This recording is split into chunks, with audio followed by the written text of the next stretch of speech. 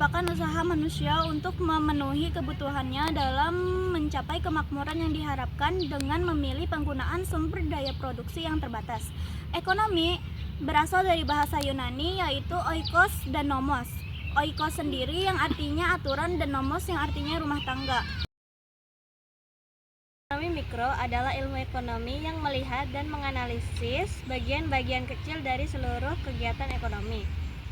Contohnya yaitu interaksi antar produsen dan konsumen. Aspek dalam ekonomi mikro yaitu interaksi di pasar barang, tingkah laku produsen dan konsumen, dan interaksi di pasaran faktor produksi.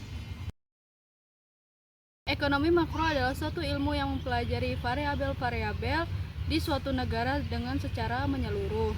Masalah ekonomi makro yang akan dihadapi suatu negara adalah pertentangan tentang pengangguran, masalah inflasi, dan neraca atau pembayaran.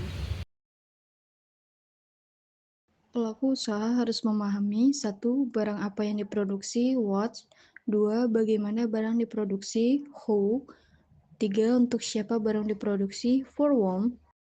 Karakteristik orang yang menerapkan ilmu ekonomi yaitu ada 5. Yang pertama, rasional. Pelaku usaha menggunakan pemikiran yang sesuai dan tidak berdasarkan emosi. Yang kedua, ekonomis. Pelaku usaha memperhitungkan segala kegiatan usahanya secara cermat serta mempunyai pemikiran yang matang. Yang ketiga, hemat. Pelaku usaha harus mengetahui kebutuhan mana yang harus dipenuhi atau yang tidak. Keempat, membuat skala prioritas.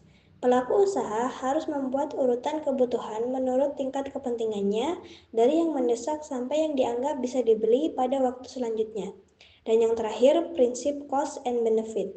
Pelaku usaha selalu memperhitungkan biaya yang dikeluarkan dan manfaat yang diterima dari kegiatan yang dilakukannya. Contoh penerapan ilmu ekonomi dalam kegiatan usaha. 1. Memilih tempat usaha yang tepat, dekat dengan bahan baku, tenaga kerja, atau daerah pemasaran. 2. Memilih dan menggunakan tenaga kerja yang ahli dan terampil. 3. Menggunakan sumber daya seperti bahan baku, modal, dan tenaga kerja. 4. Memiliki bahan baku yang terbaik untuk menghasilkan barang yang berkualitas. 5. Menyediakan barang dan jasa yang sesuai dengan kebutuhan dan keinginan masyarakat. 6. Menetapkan harga jual produk yang sesuai. 7. Mengidentifikasi biaya seefisien mungkin.